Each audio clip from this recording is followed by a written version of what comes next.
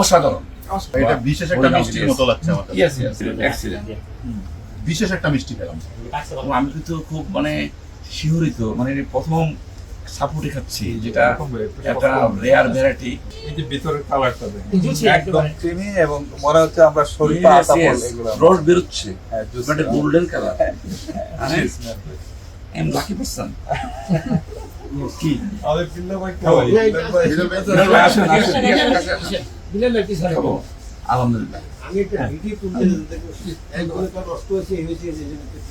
Just wow.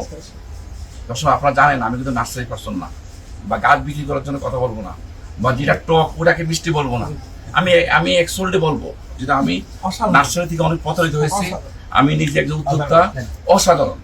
এবং আমি মনে করি এই জাতটা আমার বাগানে নাই, এটা আমি রাখবো। আমি এটা এটা বিশেষ একটা মিষ্টির মতো লাগছে আমার কাছে। ইয়েস ইয়েস, এমন একটা কি খাচ্ছি আমি।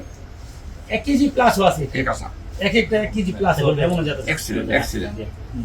বিশেষ একটা মিষ্টি পেলাম। বলেন বিলাল ভাই, বলেন। আপনি তো পুরো